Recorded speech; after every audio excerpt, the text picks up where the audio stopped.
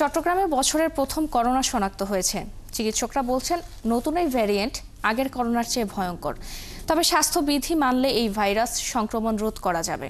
এরই মধ্যে নগরীতে করোনা প্রতিরোধে সিটি কর্পোরেশন স্বাস্থ্য বিভাগের বিভিন্ন সংস্থার সাথে বৈঠক করে করোনা রোগীদের চিকিৎসা সেবা উন্নত করার উদ্যোগ নেওয়া হয়েছে। একই সঙ্গে সতর্কতা জারি করা হয়েছে সীমান্ত এলাকা এবং বিমানবন্দরে। আরও জানাচ্ছেন রাজীব বড়ুয়া। দীর্ঘদিন পর আবার নতুন করে আতঙ্ক ছড়াচ্ছে করোনা ভাইরাস। চট্টগ্রামে এবছর প্রথম 4 জনের দেহে করোনা ভাইরাস শনাক্ত হয়েছে, যাদের 2 জন নারী ও 2 জন পুরুষ। চিকিৎসকরা বলছেন নতুন এই ভেরিয়েন্ট আগের করোনা ভাইরাসের চেয়ে শক্তিশালী। সিভিল সার্জন জানান, করোনার নতুন এই ভাইরাসে জ্বর বা কাশি নাও থাকতে পারে, দেখা দিতে পারে মাথা, গলা, হাঁটু ব্যথা এবং নিউমোনিয়া।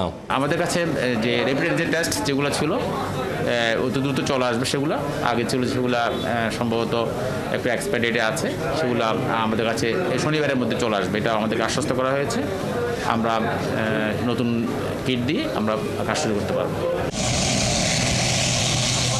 এ নিয়ে সতর্কতা জারি করা হয়েছে চট্টগ্রাম শাহ আমানত বিমানবন্দরে। জনসংযোগ কর্মকর্তা জানান, ভারতে করোনার নতুন এই ভেরিয়েন্ট বেড়ে যাওয়ায় এর প্রভাব পড়েছে বাংলাদেশে।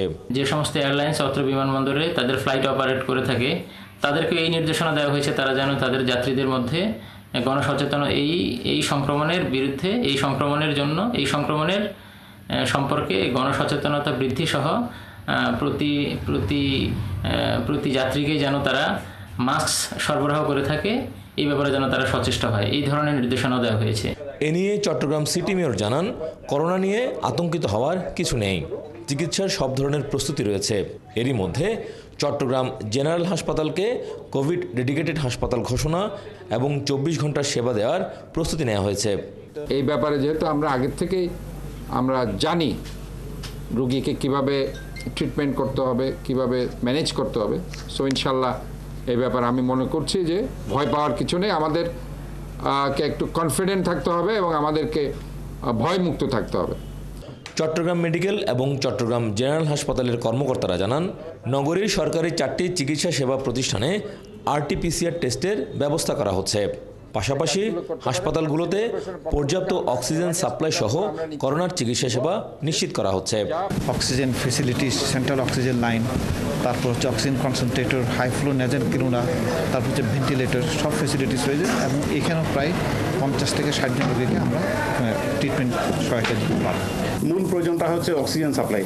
সেক্ষেত্রে যে চট্টগ্রাম জেনারেল হাসপাতাল অক্সিজেন সাপ্লাইয়ের ক্ষেত্রে এখন স্বয়ংসম্পূর্ণ, যেটা বিগত কোভিড-19 আমাদেরকে অনেক ধরনের ক্রাইসিস মোকাবেলা করতে হয়েছিল। এই মুহূর্তে সে ধরনের কোনো সমস্যা আমাদের নেই। চট্টগ্রামে 2020 সালে প্রথম করোনা সংক্রমণ শুরু হয়। এরপর 2 বছরে 1,29,517 জন রোগী চিকিৎসা নেন, মারা যান 1,370 জন। রাজীব বড়ুয়া, 71, চট্টগ্রাম।